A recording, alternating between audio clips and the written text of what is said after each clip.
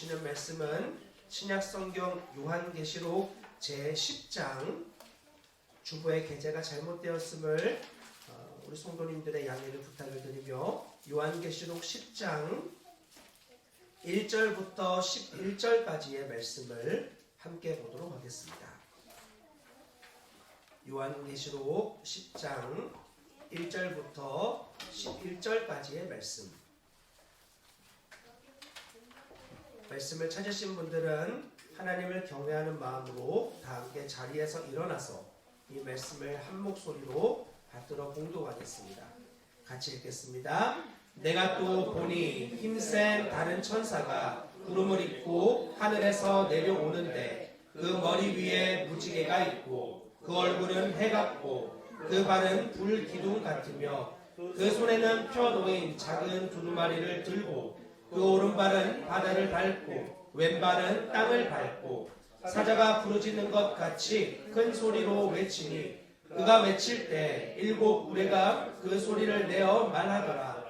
일곱 우레가 말을 할 때 내가 기록하려고 하다가 곧 들으니 하늘에서 소리가 나서 말하기를 일곱 우레가 말한 것을 임봉하고 기록하지 말라 하더라.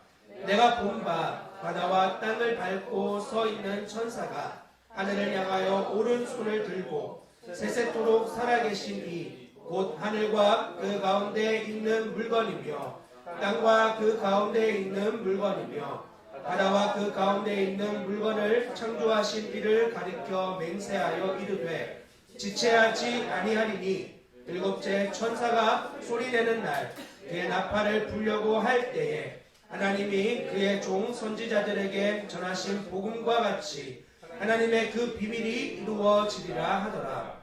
하늘에서 나서 내게 들리던 음성이 또 내게 말하여 이르되 내가 가서 바다와 땅을 밟고 서 있는 천사의 손에 펴놓인 두루마리를 가지라 하기로 내가 천사에게 나아가 작은 두루마리를 달라 한즉 천사가 이르되 갖다 먹어버리라. 내 배에는 쓰나 내 입에는 꿀같이 달리라 하거늘 내가 천사의 손에서 작은 두루마리를 갖다 먹어버리니 내 입에는 꿀같이 다나 먹은 후에 내 배에서는 쓰게 되더라.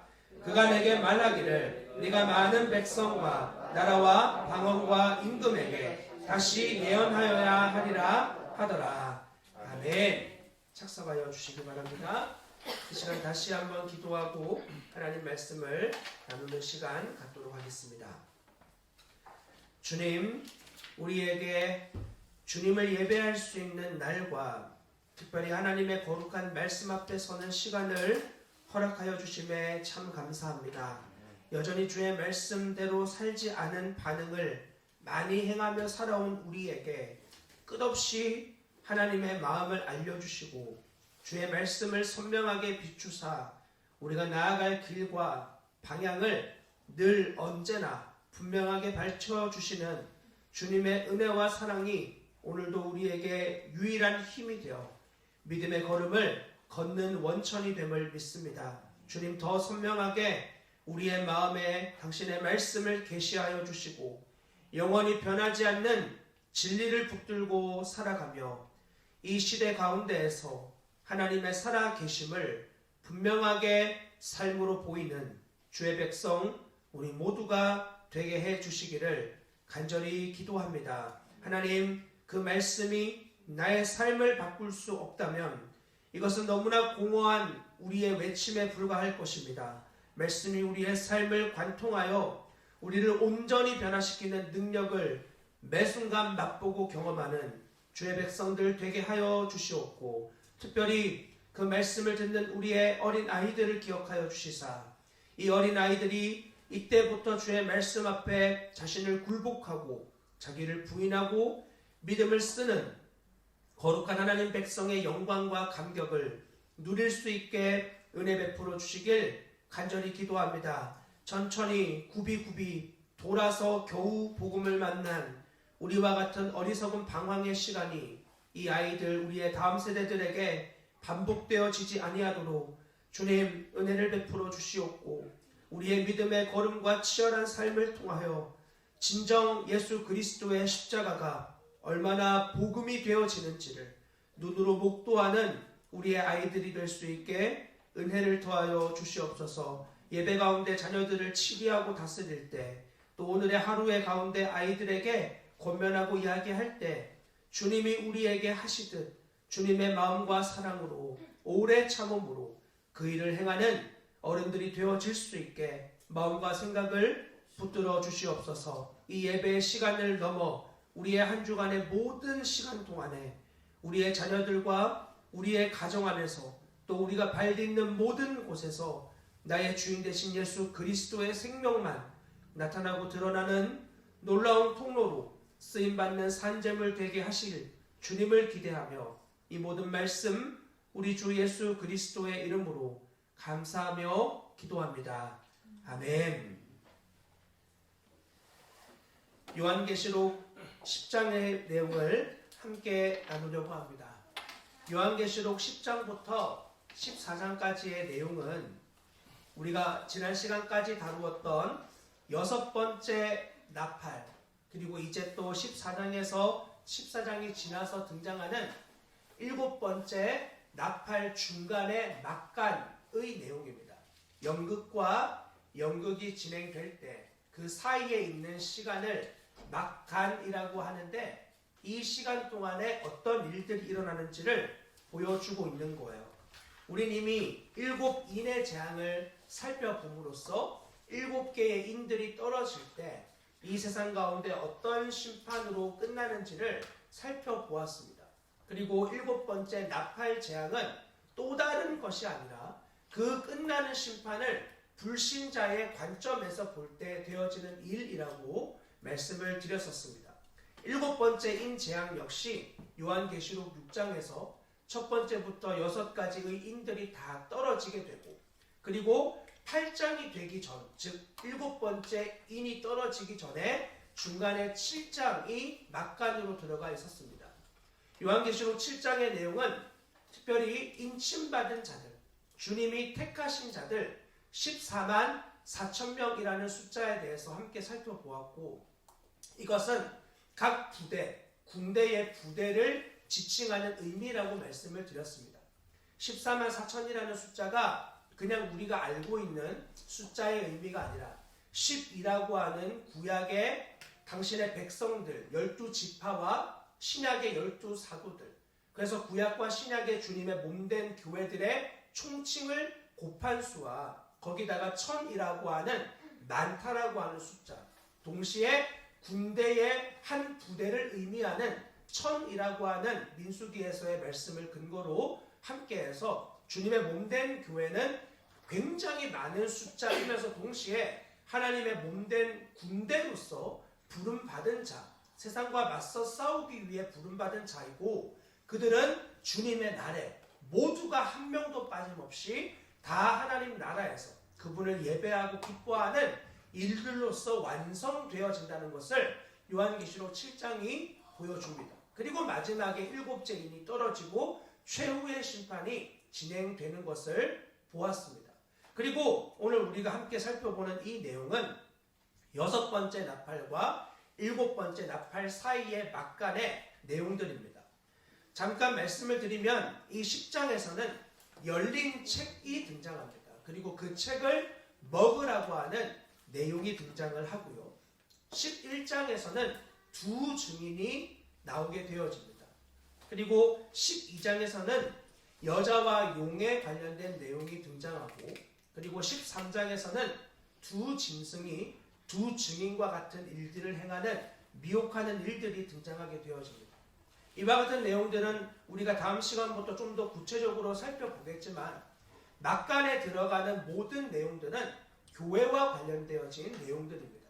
14만 4천 명의 내용, 그리고 오늘 우리가 함께 살펴볼 열린 책을 먹으라고 이야기하는 권면, 두 증인, 여자와 용, 그리고 두 짐승과 관련된 이런 모든 내용들은 반드시 교회와 연관이 되어져 있습니다. 그래서 이 내용들을 함께 구체적으로 오늘은 10장을 가지고 살펴보려고 하는데요. 1절부터 3절까지 내용을 보시면 힘센 다른 천사가 등장을 합니다. 그 등장한 모습을 보면 구름을 입었다라고 하는데, 이것은 좀 더 쉬운 표현으로 바꾸면 구름에 둘러싸여 있다라는 의미입니다. 그리고 머리 위에 무지개가 있고 하늘로부터 내려오고 얼굴은 해 같고 그 발은 불 기둥 같다고 이야기를 하고 있습니다. 이 내용을 가지고 도대체 이 천사가 누구냐 하는 많은 신학적 의문들이 있습니다. 먼저는 이 모양이 너무 1장에 나오는 예수 그리스도와 닮아 있다 라고 하는 의견이 있고요. 4장에서 하나님의 보좌 앞에서 일어나는 그 하나님의 모습을 가지고 있다. 혹은 혹자는 예수 그리스도다, 하나님이다 라고 이야기하기도 하고, 어떤 이들은 요한계시록 5장에 보면은 힘센 천사가 거기도 등장하거든요. 그 천사가 누가 하나님의 손에 붙들린 이 두루마리 인을 떼기에 합당하냐 라고 이야기하는 그 힘있는 천사일 것이다 라고 말하지만, 이 내용은 힘센 다른 천사라는 의미를 가지고 동시에 예수님의 모양과 하나님의 모양을 어느 정도 보이고 있는 모습들이 여기에도 드러나 있거든요. 하지만 분명히 힘센 다른 천사라고 계시가 되어져 있기 때문에 구약에서는 여호와의 사자라고 기록되어진 구절들이 거의 대부분 현현하시는 예수 그리스도를 의미하는 표현이기는 합니다만, 신약에서는 굳이 그렇게 그리스도를 환치하여 표현하지 않습니다. 그런 의미로 이것은 예수님이나 하나님을 지칭하는 존재가 아니라 말 그대로 힘센 다른 천사, 그러나 하나님과 예수 그리스도의 구속적 권위를 전달하는, 하나님과 예수 그리스도가 전달하고자 하는 구속적 의미를 분명한 권위로서 전달하는 강력한 또 다른 천사일 것이다라는 의미로 받아들이는 것이 건강한 의미라고 생각을 합니다. 그래서 이 천사가 이전의 9장에서 사탄이 하늘로부터 떨어지는 것과는 달리 이는 하늘에서부터 내려오고 있습니다. 사단이 큰 별이 떨어지는 장면을 사단의 추락이라고 말씀을 드렸는데, 그것은 하나님을 대항하여 주님이 그를 내어 던지시는 모습과는 달리 이 천사는 하나님의 명령을 분명하게 받들고 그 명령으로 내려오고 있는 모습으로 말하고 보여주고 있는 거죠. 그의 존재를 살펴보면 2절과 3절에 보시면 2절과 3절에 보시면 그 손에는 펴놓인 작은 두루마리를 들고 있고 오른발은 바다를 밟고 왼발은 땅을 밟고 있습니다.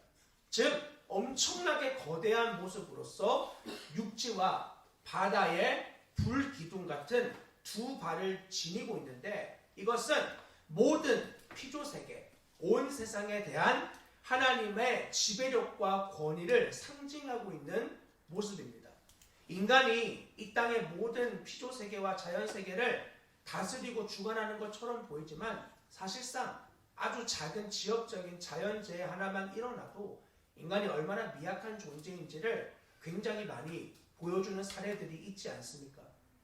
치사율이 4%밖에 되지 않는다고 하는 코로나 바이러스 앞에서도 인간은 너무나 무력하고 나약한 모습을 보이고 있습니다. 물론 이제 백신이 개발되어져서 이것으로 인해 인간의 삶은 또 변화되어지겠지만, 언제나 그렇듯 인간을 위협하는 수많은 질병과 자연재해는 존재했고, 그것을 결코 인간의 힘으로 극복하거나 그것을 넘어서 완벽한 상태에 이르렀던 적은 단 한 번도 존재하지 않습니다. 최고의 과학기술을 자랑했던 20세기, 유토피아가 형성되어질 거라고 믿었던 그 시기에 사람들은 인간이 비참하게 사는 이유는 올바른 교육을 받지 않아서이다라고 생각했습니다. 교육만 받으면 사람은 완벽해질 수 있다. 그런 허상을 가지고 있었어요.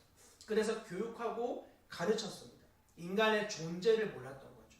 더 많은 고등교육과 더 많은 과학의 발전, 결국 그것은 서로를 죽이고 멸망시키는 제1차, 2차 세계대전으로 발발하게 되었던 것입니다.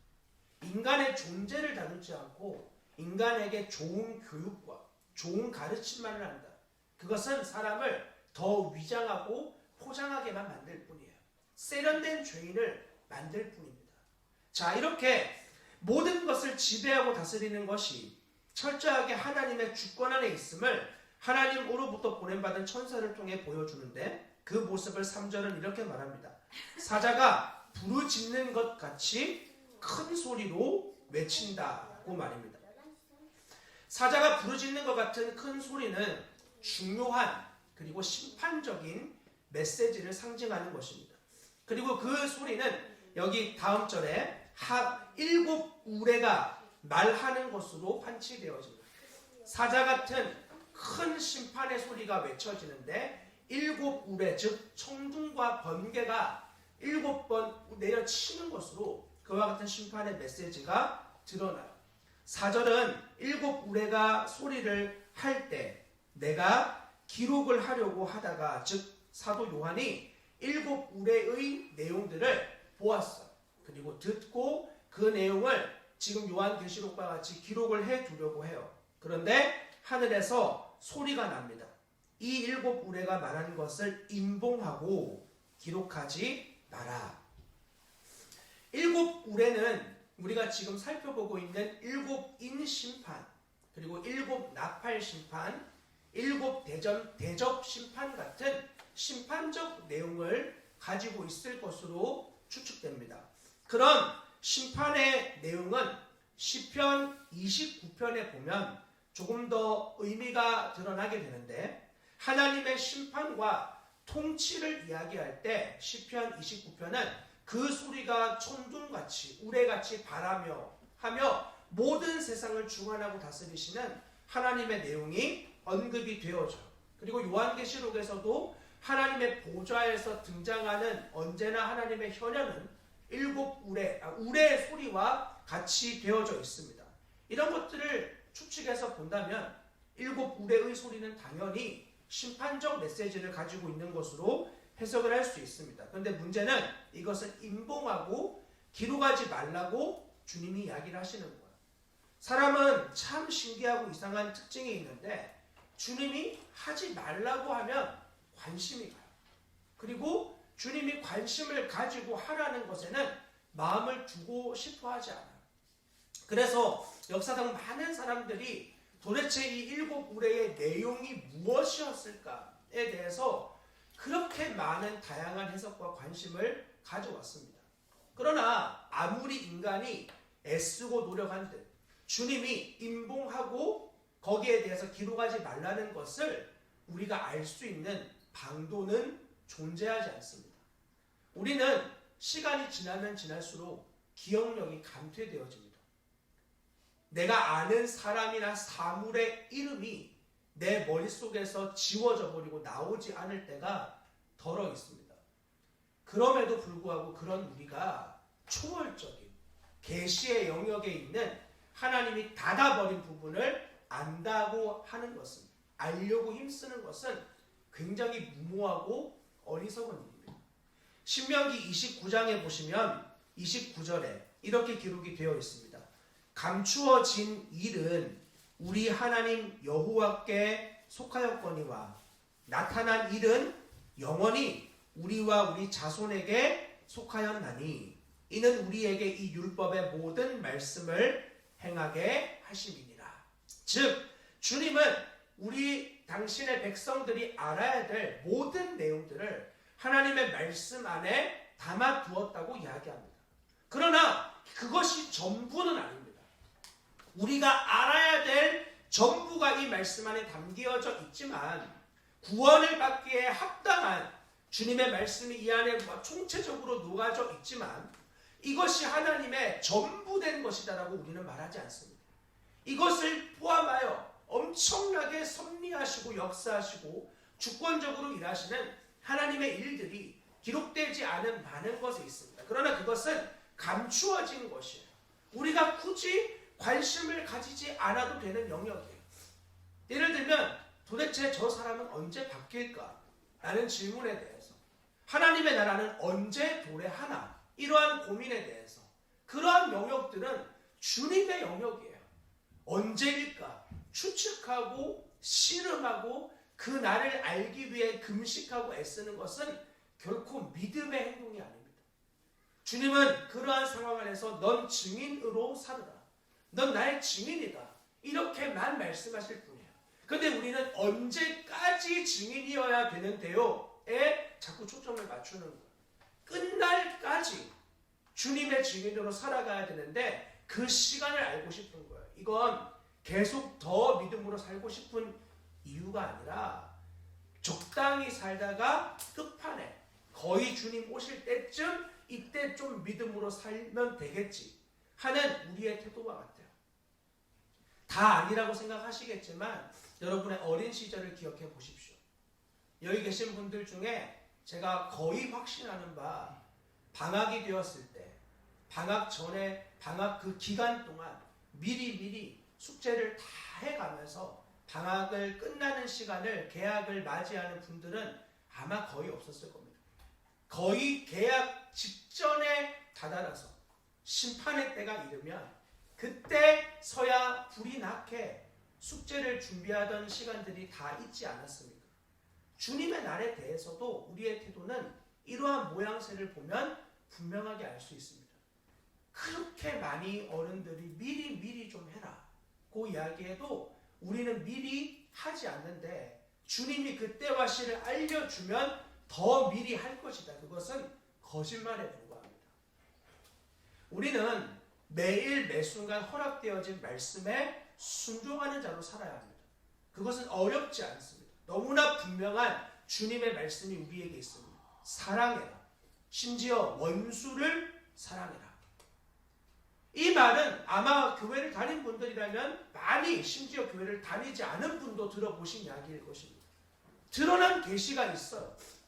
가장 원수된 자가 우리의 가정 안에 서로 있지 않습니까? 사랑해라. 어떻게 사랑해야 되는데요? 사랑은 오래 참고 사랑은 온유하고 진리와 함께 기뻐하고 하나도 어렵지 않아요. 다 알고 있는 내용이에요. 근데 여기에 힘써 마음을 들이지는 않아요. 그리고 뭔가 특별하고 신비한 것을 더 알면 마치 그 삶이 사라질 것 같은 거짓말입니다. 진리는 많이 알아서 사라지는 게 아닙니다. 한 구절 한 단어라도 마음을 다해 드리는 거기에서 살아내지게 되어 있어요. 우리는 너무 많이 알아서 사실 문제입니다. 이전에 믿음의 선조들 1세기의 그리스도인들 우리만큼 성경 잘 몰랐습니다. 우리만큼 성경 원어적으로 잘 이해하지 못했습니다. 구약 말씀 제대로 그렇게 잘 알지 못했습니다. 히브리어를 보면서 성경 읽었던 사람도 별로 없습니다. 다 누가 읽어주는 거 들어서 알고 있는 거예요. 그러한 사람들이 세상을 변화시켰습니다. 지식의 문제가 아니라 자기 안에 말씀이 심기어지고 그 말씀에 자기의 삶을 드리는 태도를 통해 세상이 영향을 받는 거예요. 자, 이렇듯 주님은 그 계시를 기록하지 말라고 말씀하십니다. 요한은 거기에 대해서 아멘 했어요. 주님이 주님을 경외하는 태도로 마음을 결정한 거예요. 자기의 호기심과 자기의 관심을 멈추고 주님이 말씀하시는 것을 듣고 거기에 순종하는 거예요. 자, 그리고 나서 5절부터 7절까지 내용이 이제 이어집니다. 내가 본 바 바다와 땅을 밟고 서 있는 천사가 하늘을 향하여 오른손을 들고 세세토록 살아계시니 곧 하늘과 그 가운데 있는 물건이며 땅과 그 가운데 있는 물건이며 바다와 그 가운데 있는 물건을 창조하신 이를 가리켜 맹세하여 이르되 지체하지 아니하리니 일곱 천사가 소리내는 날 그의 나팔을 불려고 할 때 하나님이 그의 종 선지자들에게 전하신 복음과 같이 하나님의 그 비밀이 이루어지리라 하더라. 이 말씀은 다니엘서 12장의 내용을 배경으로 하고 있습니다.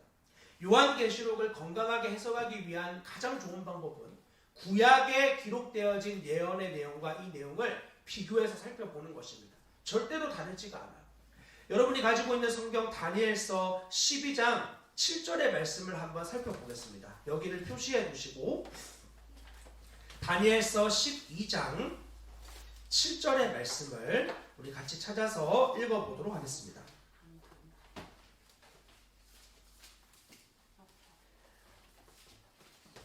다니엘서 12장 7절 말씀 찾으셨으면 우리 한 목소리로 같이 읽어보겠습니다. 시작. 내가 들은즉 그 세마포 옷을 입고 강물 위쪽에 있는 자기 좌우에 손을 들어 하늘을 향하여 영원히 살아계신 이를 가리켜 맹세하여 이르되 반드시 한때 두때 반때를 지나서 성도의 권세가 다 깨지기까지이니 그렇게 되면 이 모든 일이 다 끝나더라 하더라. 아멘. 여기에 적혀있는 곳에 혹시 펜이 있으면 표시해 주시면 좋겠는데, 하늘을 향하여 좌우에 손을 들고 있는 자, 여기에다가 좀 표시를 앞에다가 해 두시고요. 그리고 영원히 살아계시는 이에다가 좀 표시를 해 두시고, 그리고 마지막 절에 이 모든 일이 다 끝나더라. 그리고 앞에 중간에 있는 한때, 두때, 반때, 여기에다가 표시를 좀 해 두시기를 부탁드립니다. 그리고 나서 요한계시록으로 다시 돌아오시면 요한계시록의 이 천사가 다니엘서에 나와 있는 것처럼 하늘을 향하여 오른손을 들고 있는 모습을 볼 수 있습니다. 그리고 다니엘서에서 영원히 살아계신 이를 향해 맹세하듯 세세토록 살아계신 이를 가리켜 맹세하는 장면을 보여줍니다. 다니엘서에서는 이 모든 일이 다 끝난다 라고 이야기하지만 요한계시록에서는 하나님의 비밀이 이루어지리라 라고 하며 이 내용이 아주 분명하게 다니엘서에 나오는 내용을 근거로 하여 좀 더 구체적으로 이야기하는 것임을 우리가 알 수 있습니다. 주목할 점이 마지막에 표시한 한때, 두때와 반때예요. 이 한때, 두때와 반때를 지나서 모든 일이 끝난다라고 말합니다. 즉 7번째 천사가 소리내는 날, 나팔을 불게 되어질 때 하나님의 비밀이 이루어지면서 모든 것이 끝난다는 거예요. 우리는 이미 이 내용을 알고 있습니다. 이미 열려진 이 요한계시록 11장으로 한번 가보시면 11장 15절에 말씀을 찾으신 분들 같이 한번 읽어보겠습니다. 계시록 11장 15절 시작. 7째 천사가 나팔을 불매 하늘에 큰 음성들이 나서 이르되 세상 나라가 우리 주와 그의 그리스도의 나라가 되어 그가 세세토록 왕노릇 하시리로다. 아멘. 마지막이 어떻게 되어지냐면 예수 그리스도가 세세토록 왕노릇하는 세상으로 변화되어진다. 예수 그리스도가 재림하시고 이 땅의 모든 세상의 악한 권력, 죄, 그리고 파괴적인 역할을 하고 있는 사단의 모든 권세가 완전히 끝장나고 드디어 그토록 기다리던 하나님의 나라. 하나님의 나라는 그냥 내가 유유자적하게 사는 곳이 아니라 하나님의 통치가 실현되어지는 곳이에요. 하나님의 나라는 이곳 저곳에 있지 않고 너의 마음 안에 있다는 이 말씀은 우리의 마음에 하나님의 통치가 실현되어지는 거야. 그래서 우리의 마음 안에 하나님의 나라가 임해서 주님의 뜻대로 사는 나의 존재가 되어져요.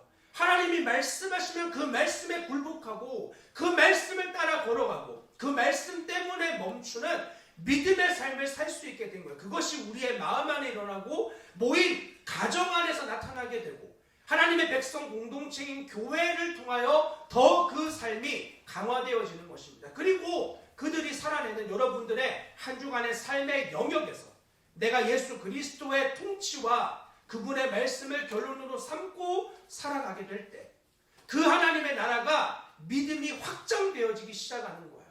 하나님의 통치의 영향력이 다른 사람들의 영혼의 지축에 큰 울림으로 나타나게 되는 거예요. 물론 그 울림은 때로는 기쁨으로, 복음으로, 그래서 십자가에 대한 관심과 하나님에 대한 관심으로 여러분들에게 다가올 수도 있지만 대개는 이 영혼의 지축이 흔들릴 때 언제나 그리스도께 많은 사람들이 미워하고 싫어했듯이 이러한 모습으로 우리가 믿는 예수 그리스도에 대한 반감과 부인과 불편함으로 반응하는 일들도 언제나 있는 것입니다. 그 어떤 것이든 예수 그리스도의 통치의 삶으로 나타나는 일이에요. 예수를 믿는 삶은 반드시 영향력을 끼치게 되어 있습니다.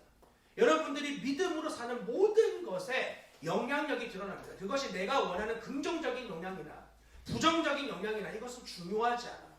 나의 삶의 모든 것을 통해 그리스도를 경외함으로 그곳에서 살아낸다면 그것은 반드시 영향을 끼치게 되어 있고 그들에게 사망에 이르는 냄새든 생명에 이르는 냄새든 반드시 그들에게 풍기어지게 되어 있다는 사실입니다. 이것이 그리스도가 실제된 사람의 통치의 삶이에요. 그리고 그 삶이 점점 더 살아내지면서 엄청나게 많은 핍박과 압박을 받거든요. 믿음의 삶은 재밌게 신나게 되는 거 아닙니다. 다 재밌고 즐거우면 다 예수 믿겠죠. 주님은 예수 믿는 삶은 십자가의 길이라고 분명히 말했어요. 좁은 길이다. 넓은 길은 엄청나게 많은 사람이 찾지만 좁은 길은 협착하고 아무도 그 길로 가지 않는다. 죽음 같은 길이에요. 그런데 그 길에 주님이 가라고 한 분명한 말씀 때문에 가는 거예요. 다른 이유가 없어요. 왜 그렇게 미련하게 하세요? 좀 지혜롭게 해야지. 거기에 대해서 사랑하는 주님 때문에 그 일을 선택하고 그 걸음을 가는 거예요. 그 외에 다른 이유가 없는 거예요. 사람들은 지혜 있다라는 말을 가지고 돈을 계산하고 이것을 가지고 나의 어떻게 하면 내 여유를 좀 가질까 그런 것들을 계산하고 그런 걸 더 많이 가지고 많은 여유를 가지면 성공하고 행복한 삶이라고 말해요. 그렇지 않습니다. 결코 그렇지 않습니다. 우리가 정말 행복했을 때를 생각해 보십시오. 고난 가운데, 역경 가운데, 치열함 가운데 하나님의 말씀이 정말 너무나 단 물과 같이 우리 안에 여겨지고 거기에서 우리가 행복을 누렸던 삶이었지 여러분이 정말 행복을 느낄 수 있다고 경험하는 내 손에 줄 수 있는 것들 이것이 얼마큼 갔는지 기억해 보십시오. 어릴 적에 부모로부터 아는 사람으로부터 아주 크고 놀라운 선물을 받은 것을 지금도 고이 간직하고 있습니까? 그걸 볼 때마다 나에게 너무 큰 기쁨이 되고 있습니까? 어떤 소유도 우리에게 영원한 행복을 줄 수 없어요. 오직 행복과 기쁨과 감격은 예수 그리스도의 생명의 말씀을 통해서만 우리에게 허락돼요. 그렇지 않으면 우린 더 많은 것을 내가 가지고 있는 것으로 환치하여 그것을 쥐려는 욕망 가운데 살아가게 됩니다. 돈을 가지고 여유를 가지고 있는 삶이 행복하다면 부자들은 제일 행복한 사람들이어요. 한 달에 많지는 않겠지만 한 달에 순수익이 몇 억씩 되는 사람들도 있더라고요. 그러한 사람은 너무 행복해야죠. 아무 근심 걱정 없어야죠. 그렇지 않거든. 인생이라는 게 그렇게 단순하고 원리 원칙적이지 않습니다. 우리의 행복은 오직 그리스도를 통해서만 나타납니다.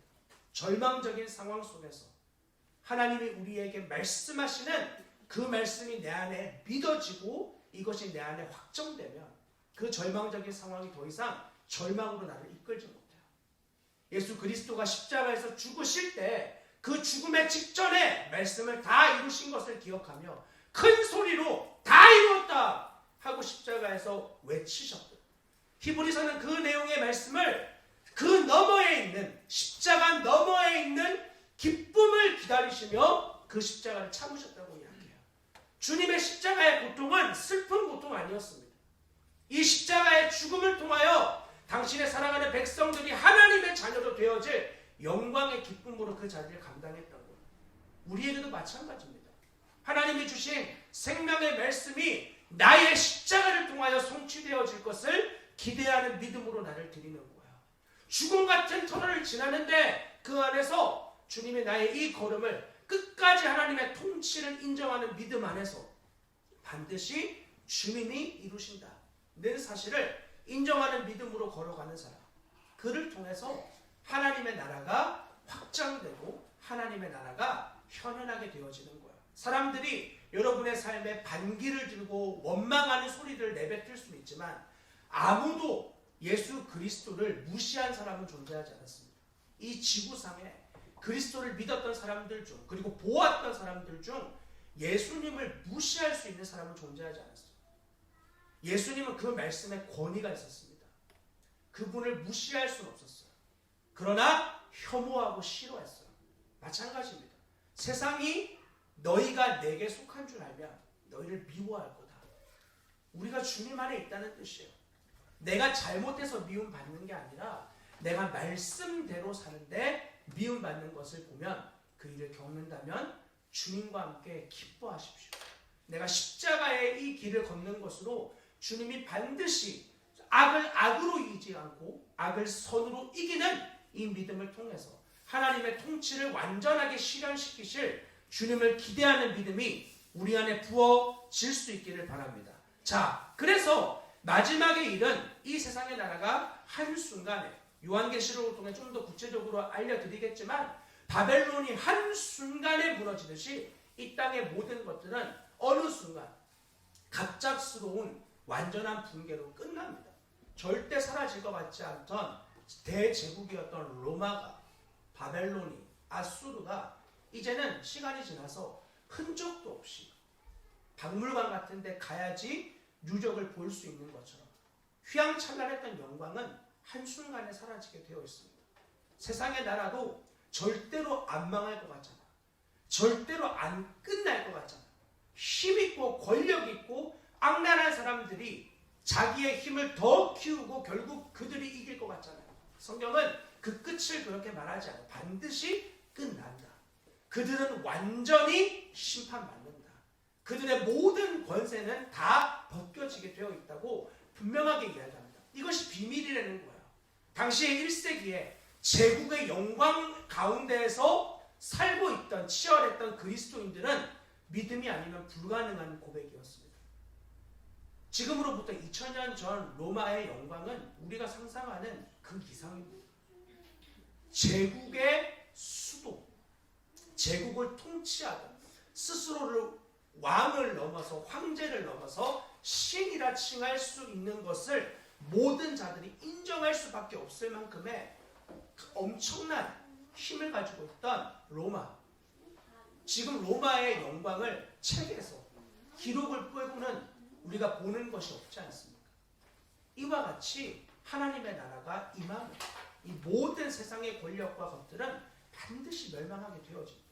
지금도 많은 전조를 통해서 그와 같은 것을 보여주고 있음을 지금까지의 많은 인을 떼는 심판, 나팔의 심판으로 우리가 살펴보았습니다. 그러나 사람들은 완악하여 주님께로 나아오지 않는 거죠.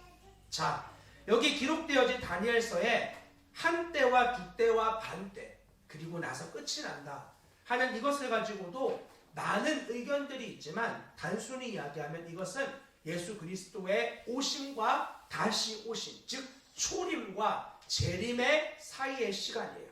종말의 기간을 의미합니다. 어느 한때의 종말의 기간이 아니라 그리스도가 이 땅에 오셨고 하나님의 통치가 드러났고 나타나서 완전하게 되어지는 사이의 기간, 이 때를 한때, 두때, 반때, 즉 1, 2 그리고 반, 3년 반의 시간으로 표현하고 있는 것입니다. 왜냐하면 요한계시록 11장부터 이제 또 막간의 내용이 언급되어지는데 하나님이 성전을 회파하도록 이방인들에게 허락하는 시간, 이때를 42달이라고 적어라. 42달. 42달 동안 성전을 회파하도록 주님이 허락하겠다. 그리고 11장에 그 때의 두 증인이 하나님의 말씀을 예언하고 주님 말씀대로 사는 존재가 드러나는데 그들이 활동하는 기간이 1260일이에요. 42달 1260일. 그리고 12장에 아이를 낳은 여자가 용을 피해서 광야에서 보호받는 시간이 1260일이에요. 13장에 바다에서 올라온 짐승이 활동하는 기간이 언제냐면 42달이에요. 자, 42달 1260일 그리고 한때, 두때, 반, 3년 반, 이것은 다 같은 날입니다. 3년 반이 42달이고 42달이 1260일이죠. 당시에 유대인들은 원력을 썼으니까 한 달에 30일로 계산해서 그러면 우리에게는 분명한 숫자가 나옵니다. 이것은 초림과 재림 사이에 일어나는 다양한 일들을 다양한 각도에서 보여주는 거예요. 초림과 재림 사이에 하나님이 일으키시는 많은 일들을 다양한 각도에서 우리가 이 일곱 인과 나팔과 대접의 심판이 다양한 각도에서 같은 심판을 보여주는 것처럼 이 내용 역시 주님의 몸된 교회에 대하여 일어나는 일들을 다 각도에서 보여주는 일들로 여러분들이 보시면 해석에 전혀 어려움이 있지 않습니다. 그리스도가 오신 뒤에부터 다시 오시는 그때까지 주님의 몸된 교회 그리고 동시에 세상에 어떤 일들이 일어나는지를 보여주는 다양한 설명들이에요. 자, 이 내용은 11장을 다룰 때 좀 더 구체적으로 보도록 하고요. 자, 8절부터 내용을 보겠습니다. 10장 8절부터 11절까지 내용을 보시면 하늘에 나서 내게 들리던 음성이 다시 요한에게 말합니다. 네가 가서 바다와 땅을 밟고 서 있는 천사의 손에 펴놓인 두루마리를 가져라. 이 두루마리는 2절에서 천사가 손에 펴놓인 작은 두루마리라고 되어진 동일한 두루마리, 천사의 손에 펴져 있는 두루마리 혹은 이 작은 두루마리는 무엇이죠? 우리가 요한계시록 5장에서 이미 살펴보았습니다. 하나님의 손에 임봉되어진 두루마리, 7개의 인이 찍혀있고 아무도 능히 뗄 수 없는 이것. 그런데 예수 그리스도가 하나님께로 나아가 그 두루마리를 취하여 오십니다. 그리고 그 인을 합당하게 떼어버리시고 펼쳐버리시는 것. 하나님 안에 감추어져 있던 계시의 내용들이 그리스도로 인해서 완전하게 드러나는 것. 이것은 신비한 어떤 계시가 아니라 요한계시록에 있는 이 내용들이에요. 마태복음에서 주님이 마지막 날에 어떤 일이 일어날지 잠깐 언급하신 것을 넘어 아주 구체적으로 마지막 때가 되면 될수록 어떤 일들이 일어나는지를 우리에게 계시해 주시는 만큼 보여주시는 정도의 내용들, 그리고 우리가 반드시 알아야 될 내용, 이 중에 가장 핵심이 뭐냐면 세상의 나라가 끝난다는 거야. 바벨론 반드시 멸망하고 하나님의 나라가 반드시 선다. 믿음이 아니면 불가능한 이야기가 기록이 되어져 있는 거죠. 하나님으로부터 되어진 계시가 예수 그리스도께 힘센 천사를 통하여 요한에게 전달되는 이 과정은 요한계시록 1장에서도 하나님의 계시가 예수 그리스도를 통하여 천사에게 그리고 요한에게 증거되어지는 계시록 1장 1절의 모양과 똑같은 모양새를 가지고 있습니다. 자, 그 두루마리를 가지라고 이야기해요. 받으라는 거죠. 그리고 그것을 먹어버리라고 합니다. 요한은 9절에서 나아가서 작은 두루마리를 달라고 하고 천사는 그것을 갖다 먹어버려라고 이야기합니다. 이것은 구약에서 자주 쓰는 어법입니다.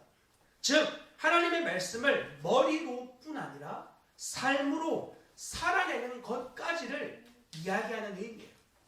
여러분, 여기 계신 여러분들은 말씀을 먹고 있습니다. 말씀을 보는 것에 혹시 멈추어 있지 않습니까?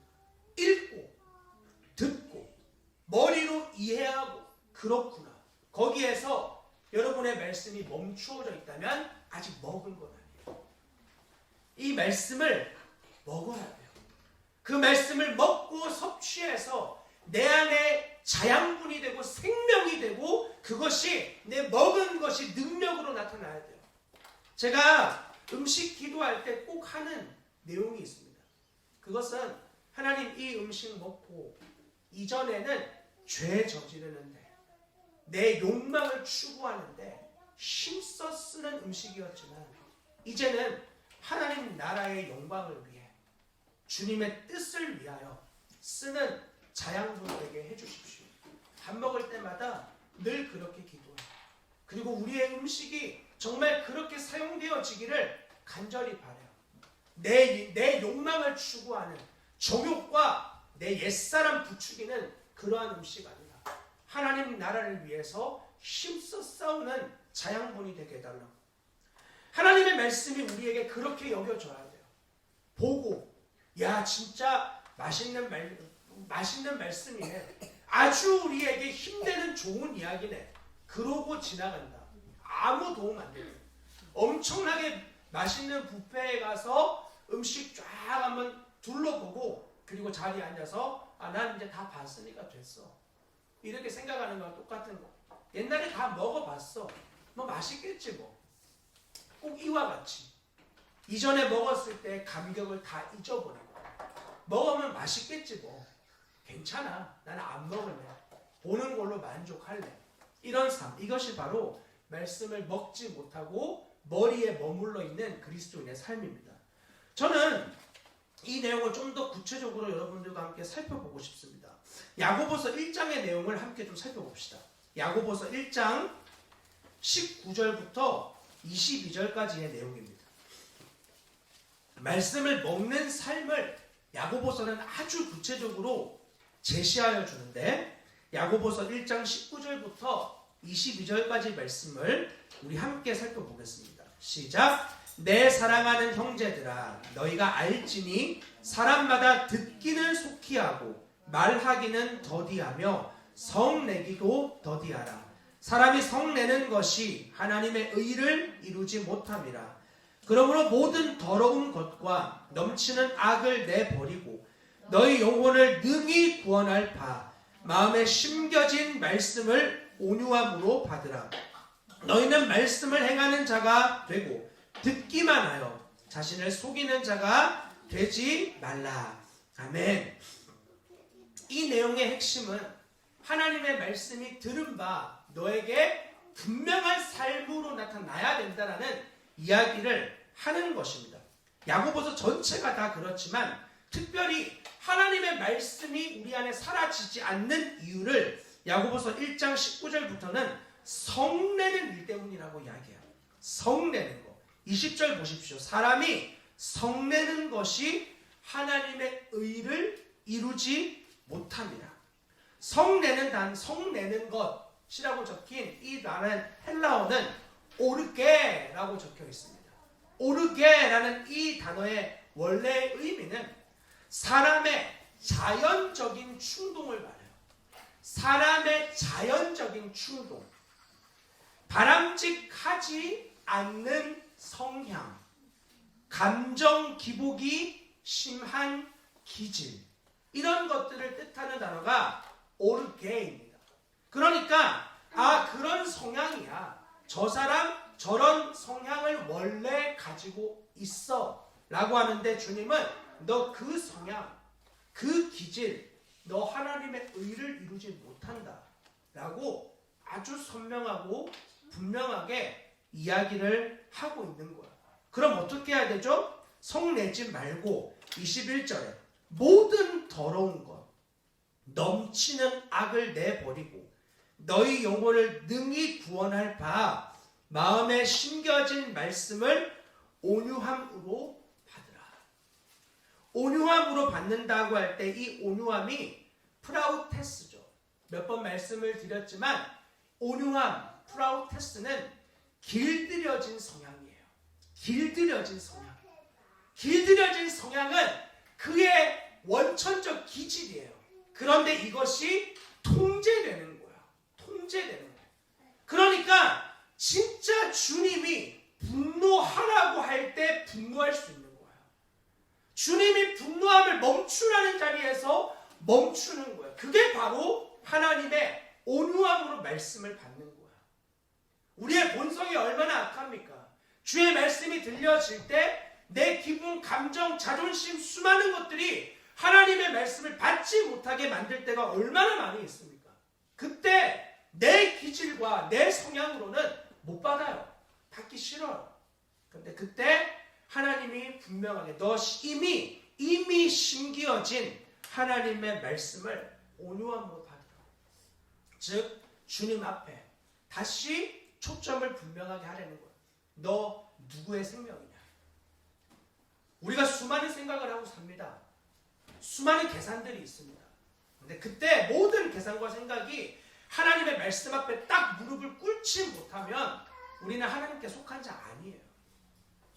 수많은 우리의 발버둥과 치열함이 있다가 하나님이 말씀에 이렇게 이야기하잖아. 그게 우리의 결론이 되어져요.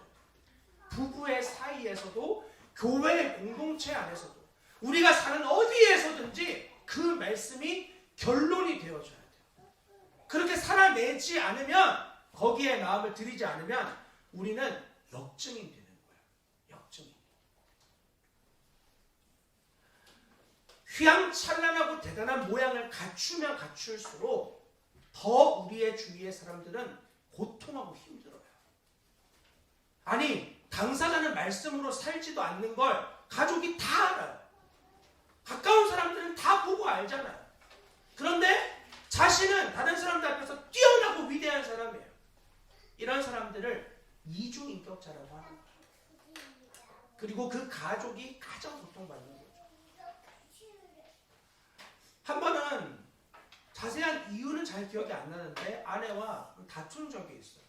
그래서 마음이 굉장히 어려운 가운데 이제 여기 저희 기도하는 데에 이렇게 앉아 있었어요. 그러니까 아침이거나 저녁이었을 텐데 이렇게 굉장히 불편하게 아내와 이야기를 하고 그리고 이제 조금씩 소리가 높여지기 시작했죠. 저희 첫째 아이가 저한테 와서 아빠 이제 회개하고 십자가로 가세요. 그러는 거예요.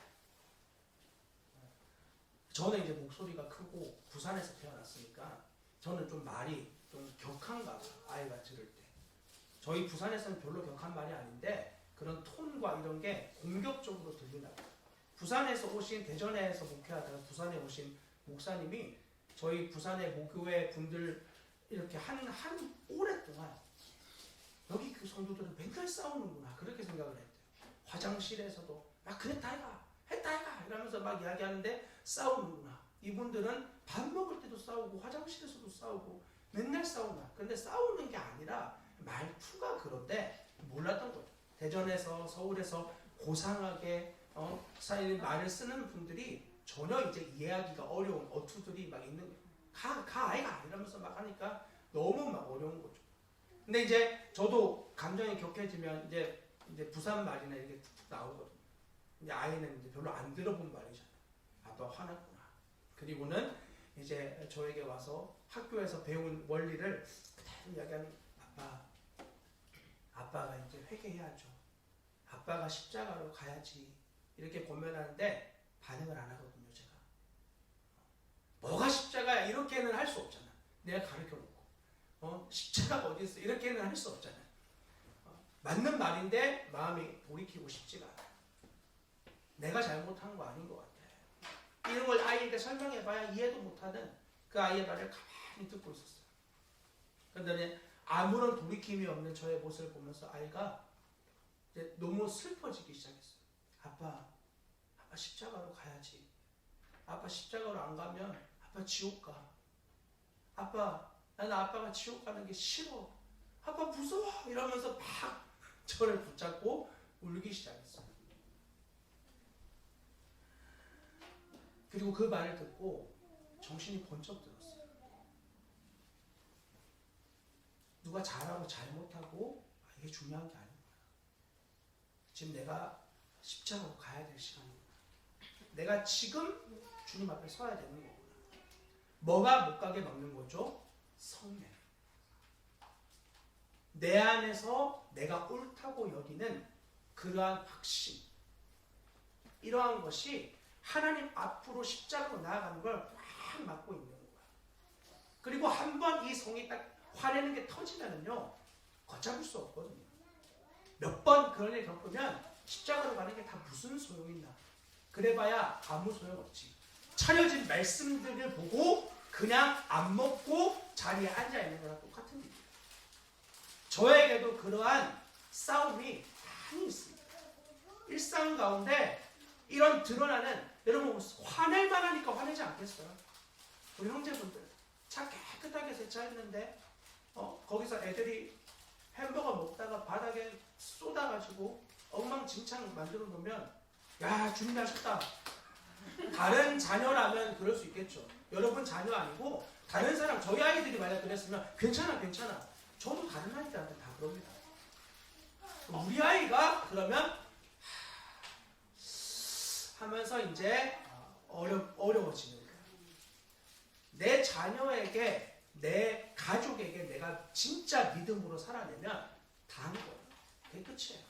이거 되면 다 살고 제대로 살고 있는 거예요. 근데 이게 안 됐는데 만약에 다른 데서 잘한다. 가짜입니다. 저는 그런 신앙인을 믿지 않습니다. 그런 신앙인은 거짓 신앙입니다. 그리고 그러면 그럴수록 더더욱 자기 안에 확고함이 생깁니다. 내가 가정에서 믿음으로 안 살아도 능력 나타나는구나. 내가 가정에서 말씀대로 치열하게 십자가로 안 가도 말씀의 능력 나타나는데 왜 나한테 자꾸 그래? 거짓말이에요. 모든 걸 다 잃고 자녀들과 배우자의 영혼을 잃는다. 하나님 앞에 엄청난 징계를 받을 일입니다. 우리가 살아내야 될 자리는 다른 곳 아닙니다. 우리의 가정입니다. 우리의 삶의 자리.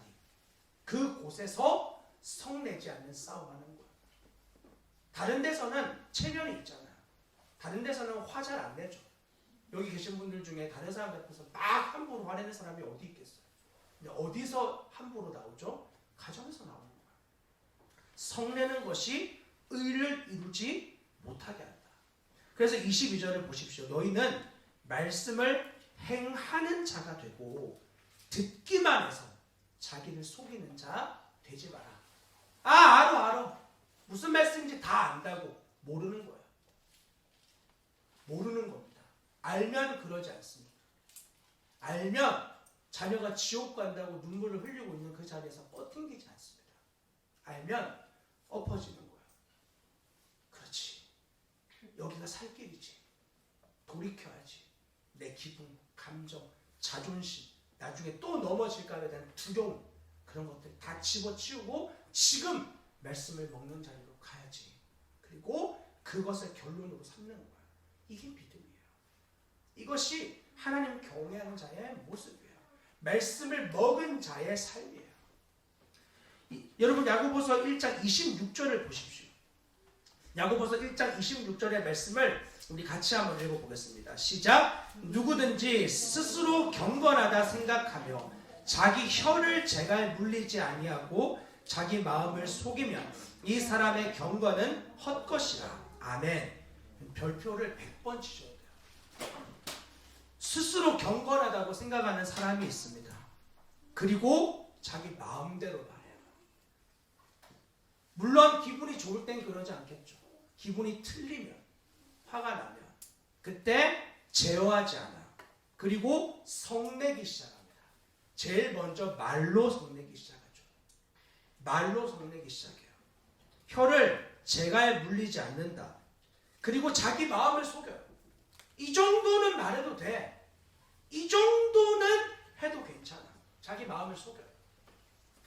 상대방이 상처를 받고 고통을 받는다 그래도 여전히 난 괜찮다 이거야. 나는 문제 없어. 나는 원래 그런 사람이야. 나는 원래 그렇게 말해. 나 원래 좀 말 세게 해. 그런 왜곡된 인간의 본성의 잘못된 성향. 그것을 견지하고 있는 태도. 하나님 앞에 결코 헛된 경건이라고 성경 분명히 말합니다. 여러분 십자가로 훈련받는다는 것은 우리의 입술을 제어하며요. 우리의 혀를 제어하며 혀를 깨물더라도 죄라고 인식이 되어지면 결코 뱉어서는 안 돼요. 혀를 깨물더라도 결코 거기에 나를 내어줘서는 안 돼요. 여러분의 모든 경건이 헛것이 되어집니다. 두려운 말씀 아닙니까?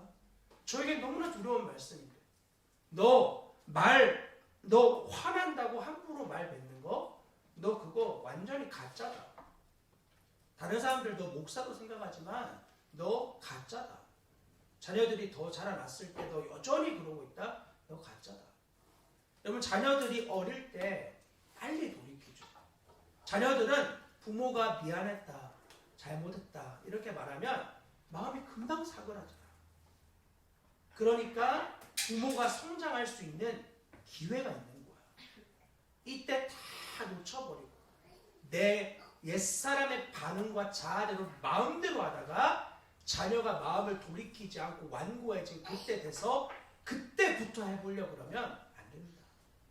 지금 자녀의 마음이 말랑말랑할 때, 완고하지 않을 때 이때부터 믿음으로 싸워가야 돼요. 그 이후에 하려면 눈물 나는 치열한 고통이 있어요.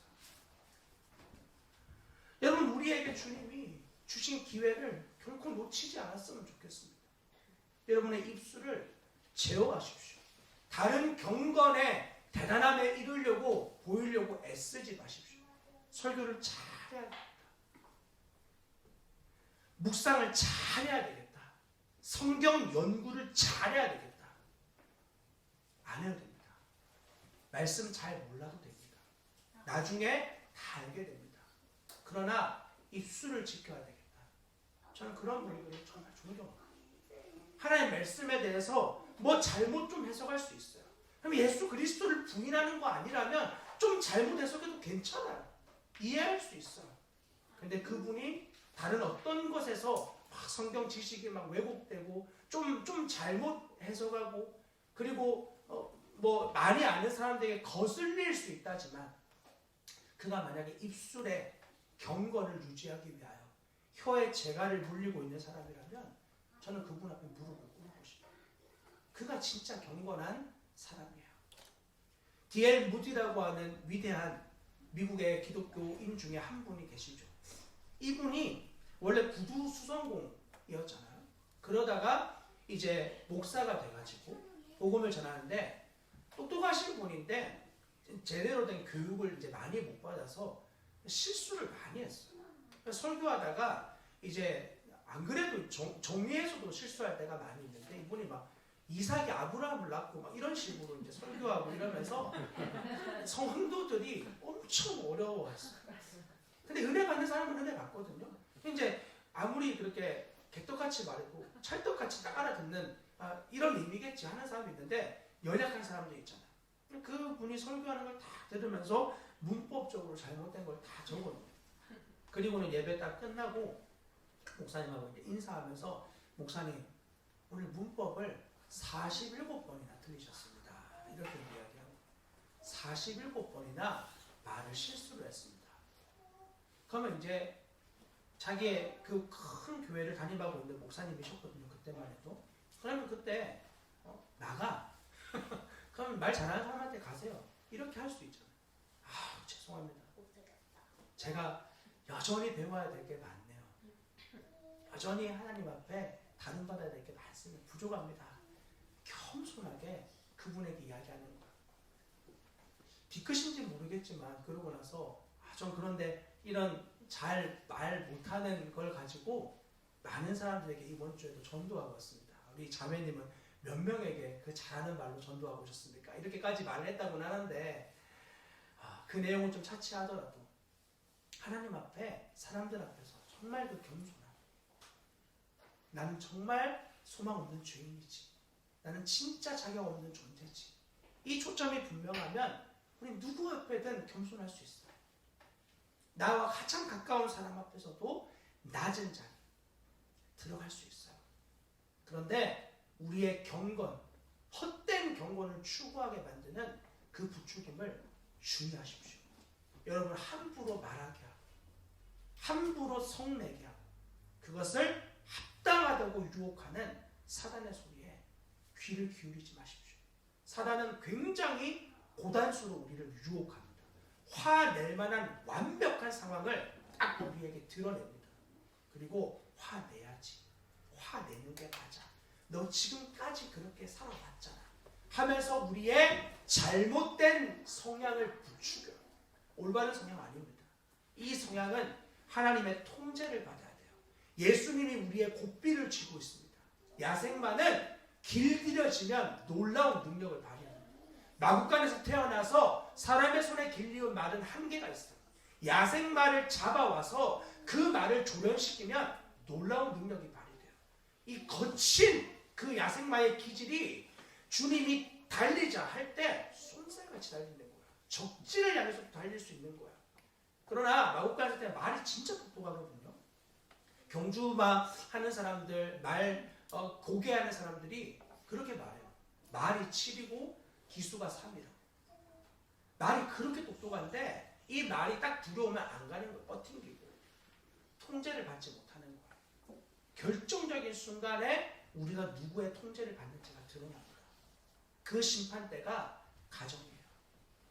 우리 오늘 예배하는 사랑하는 반석중앙교회 성도 여러분, 다른 곳에서 경건의 모양을 힘써 나타내는 거에 너무 마음을 많이 쓰지 마십시오.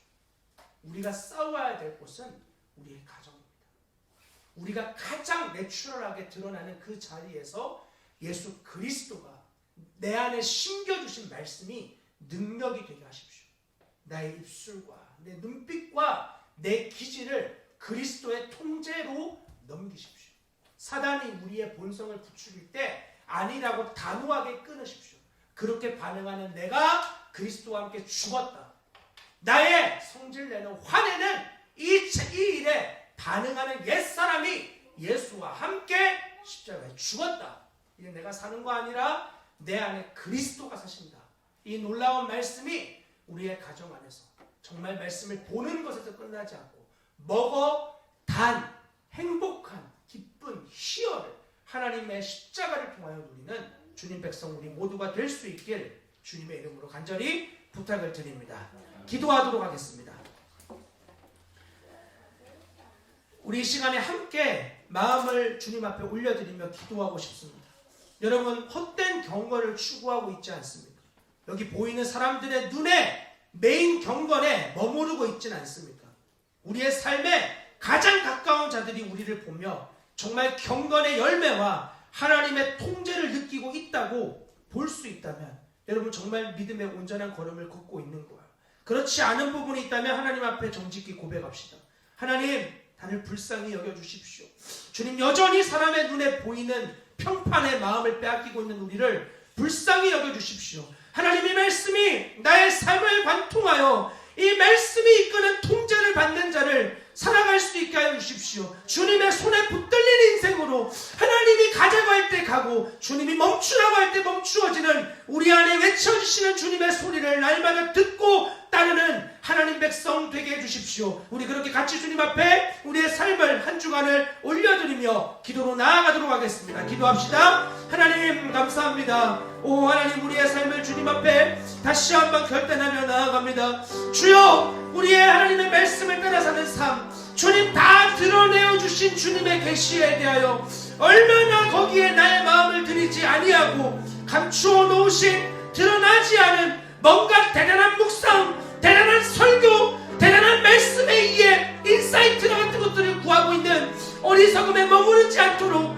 하나님 다시 한번 말씀하여 주셔서 감사합니다. 오 주님, 다른 것을 구하지 않겠습니다.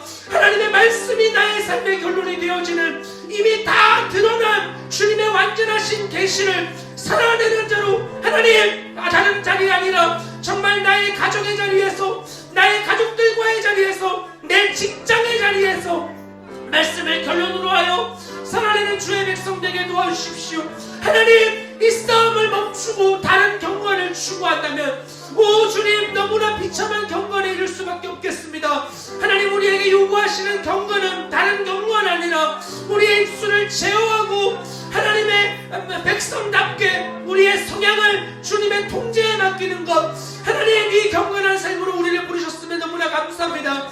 다시 한번 나의 결심으로, 내 힘으로, 내 의지로는 너무나 불가능한 싸움입니다. 하나님, 나는 내 혀를 제어할 수 없고 주님, 나는 나의 성향을 제어할 수 없는 자입니다. 내 노력과 열심으로 아무리 애써도 되지 않지만 주님, 십자가에서 다 이루었다는 하나님의 선언을 믿는 믿음으로는 가능하겠습니다. 오 주님, 나의 옛사람이 예수와 함께 십자가에 못 박혀 죽은 이 놀라운 복음이 다시 한번 우리에게 완전한 복음 되게 하여 주시고 하나님, 나의 소망 없는 존재를 건져내신, 할 수 없는 그런 나를 먼저 사랑하신 하나님의 은혜로 이 한 주간 마음껏 살아낼 수 있게 주님 은혜를 베풀어 주시옵소서.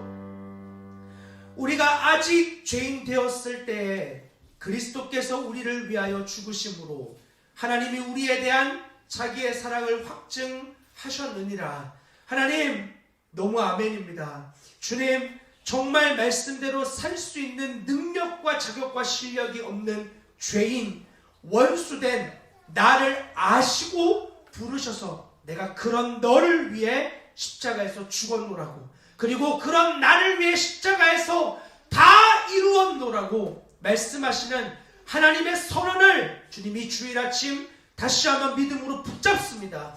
내 기질이 하나도 변화된 것 같지 않고 내 성향이 하나도 바뀐 것 같지 않고 여전히 이제 세상으로 가면 똑같이 살 것 같은 두려움이 내 안에 있는데, 그런 내가 그리스도와 함께 죽었음을 담대히 믿음으로 붙들고 하나님, 이 한 주간 내 성향과 내 기분과 감정에 따라 살아가는 인생 아니라 주님의 통제에 나의 삶을 맡기며 하나님이 이끄시는 자리에 나의 삶을 드리는 믿음의 싸움 끝까지 행하는 우리의 삶이 되게 하여 주시옵소서. 하나님의 말씀을 살아내는 자리가 이 교회 예배당에서만 아니라 우리의 가정과 우리의 직장에서 말씀이 결론되어지는 자로 하나님 우리를 더욱더 이끌어 주십시오. 그리고 치열한 걸음을 걸으면서 세상의 쾌락과 종욕을 맛보고 누릴 때 보았던 짜릿함, 하나님 그런 수준의 것들 아니라 하늘로부터 부어지는 감격과 충만한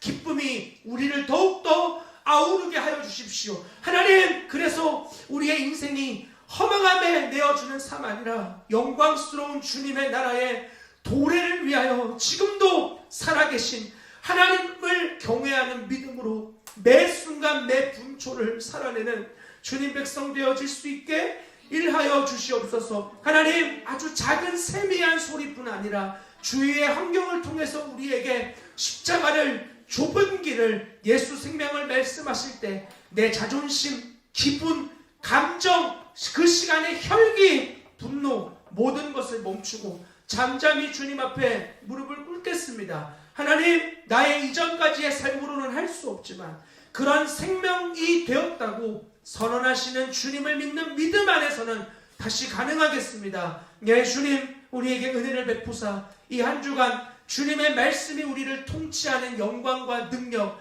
하나님의 나라의 실제됨을 경험하고 맛보는 우리의 삶이 되어질 수 있게 일하시고 인도하여 주옵소서. 그렇게 역사하실 주님을 기대하며 우리 주 예수 그리스도의 이름으로 감사하며 기도합니다. 아멘. 우리 다 함께 자리에서 일어나서 찬송 630장을 부르며 우리의 마음을 결단하고 준비하신 예물을 하나님 앞에 드리도록 하겠습니다.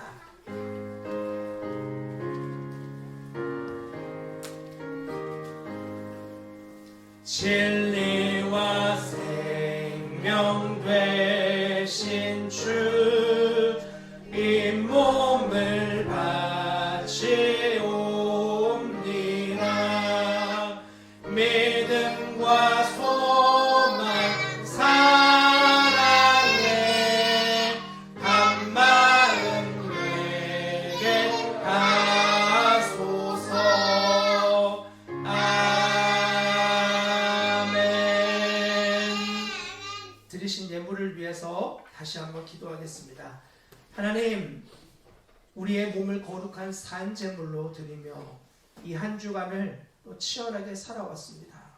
주님, 하나님이 아니면 우리의 마음에 무엇으로도 참된 위로가 되어질 수 없는 치열한 시간을 보내며 다시 한번 우리에게 허락되어진 모든 것이 주님으로부터 되어진 것임을 겸손히 고백합니다. 나의 시간도, 나의 인간관계도, 내 건강도 모든 것 그 주님으로부터 허락받은 것인데 이건 내 육체의 영광을 위해서 쓰는 삶 아니라 하나님의 나라의 도래되어짐을 선언하고 보여주는 자로 우리의 정체성을 바꾸신 주님을 찬양합니다. 하루를 살지만 내 욕망에 허덕이며 사는 시간이 아니라 나의 주위의 모든 자들에게 주님이 속히 지체하지 않고 오고 계신다는 사실을 분명하게 보이는 이정표로 우리를 세우셨음을 기억하게 하시고,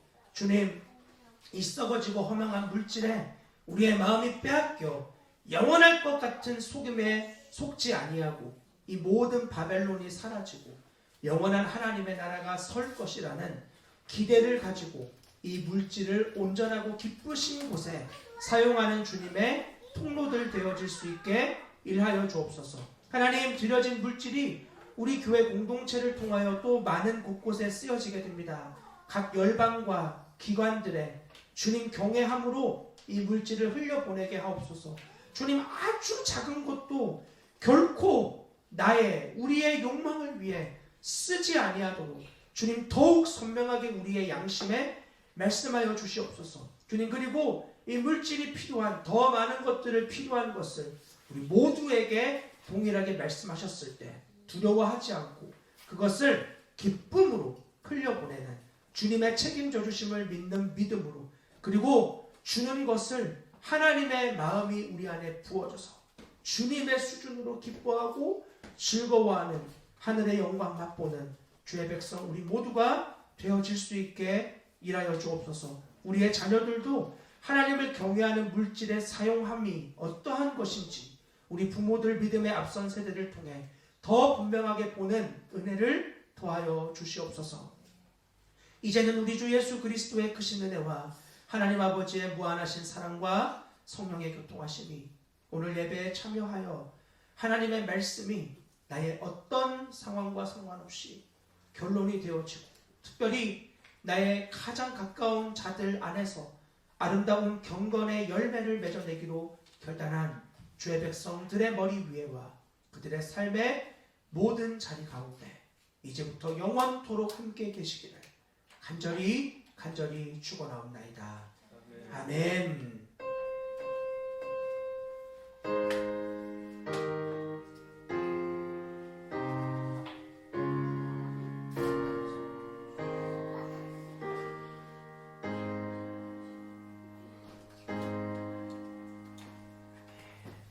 예배를 마치도록 하겠습니다. 하나님께 영광의 박수를 올려드리고 예배를 마치겠습니다. 아멘.